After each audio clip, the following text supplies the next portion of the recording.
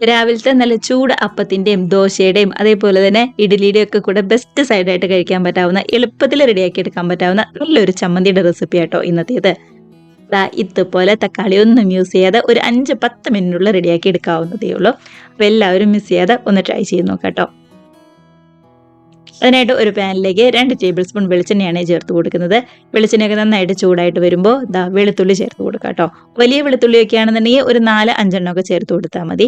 ഇത് ചെറുതായതുകൊണ്ട് ഞാൻ കുറച്ച് എടുത്തിട്ടുണ്ട്. ഇനിയിപ്പോൾ ഇതിൻ്റെ കൂടെ തന്നെ വറ്റൽമുളകോ അല്ലാന്നുണ്ടെങ്കിൽ കാശ്മീരി റെഡ് ചില്ലിയോ ചേർത്ത് കൊടുക്കാം കേട്ടോ. ഞാനിവിടെ വറ്റൽമുളകാണ് എടുത്തിരിക്കുന്നത്. ഒരു 4-5 എണ്ണം എടുത്തിട്ടുണ്ട്. കുറച്ചും കൂടി വലുതൊക്കെ ആണെന്നുണ്ടെങ്കിൽ ഒരു 4 എണ്ണം മാത്രം മതിയാവും കേട്ടോ. അപ്പോൾ എരിവൊന്നും നോക്കുക. കളറാണ് കുറച്ചും കൂടി വേണ്ടതെന്നുണ്ടെങ്കിൽ കാശ്മീരി റെഡ് ചില്ലി ചേർത്ത് കൊടുക്കാം. നമ്മുടെ വെളിച്ചെണ്ണയിൽ കിടന്നുകൊണ്ട് നല്ലോണം തന്നെ ഒന്നുകൂടി മൂത്ത് വന്നിട്ടുണ്ട്. ഈ സമയത്ത് മീഡിയം വലിപ്പത്തിലുള്ള ഒരു സവാളയുടെ നേർപകുതി ചെറുതായിട്ട് കട്ട് ചെയ്തും ഒരു 4-5 കുഞ്ഞുള്ളിയും കൂടി ചേർത്ത് കൊടുക്കുന്നുണ്ട്. കൂടെ തന്നെ ഒരു 1/2 കപ്പ് തേങ്ങ ചിരകിയതും കൂടി നമുക്ക് ചേർത്ത് കൊടുക്കാവേ. ഇതെല്ലാം കൂടി ചേർത്ത് നല്ലോണം തന്നെ ഒന്നും കൂടി ഒന്ന് വഴറ്റിയെടുക്കാം. നമ്മുടെ തേങ്ങയുടെയും കുഞ്ഞുള്ളിയുടെയും സവാളയുടെയും ഒക്കെ ആണെന്നുണ്ടെങ്കിലും പച്ചമണമൊക്കെ നന്നായിട്ട് മാറി വരുന്നവരെ ഒന്നങ്ങ് വഴറ്റിയെടുക്കാം.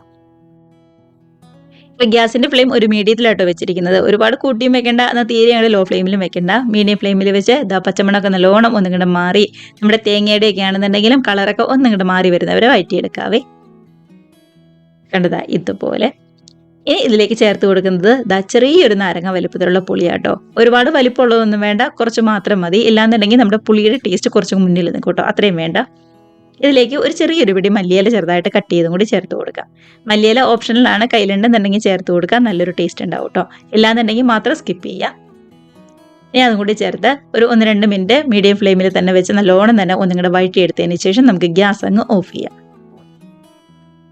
കണ്ടോ, നമ്മുടെ തേങ്ങയും കുഞ്ഞുള്ളിയും അതേപോലെ തന്നെ പുളിയും എല്ലാമായിട്ട് യോജിച്ച് നല്ല അടിപൊളിയായിട്ട് തന്നെ വന്നിട്ടുണ്ട്. നമ്മളിപ്പോൾ ഗ്യാസ് ഓഫ് ചെയ്തിട്ടുണ്ട് കേട്ടോ. ഇനിയിപ്പോൾ വലിയ ചൂടൊക്കെ ഒന്ന് ആറി കഴിയുമ്പോൾ മിക്സിയുടെ ജാറിലേക്ക് നമുക്ക് മാറ്റി കൊടുക്കാവുന്നതേ ഉള്ളൂ. അപ്പോൾ ഗ്യാസ് ഓഫ് ചെയ്ത് ഒന്ന് തണുത്ത് വരാനായിട്ട് വെയിറ്റ് ചെയ്യാം.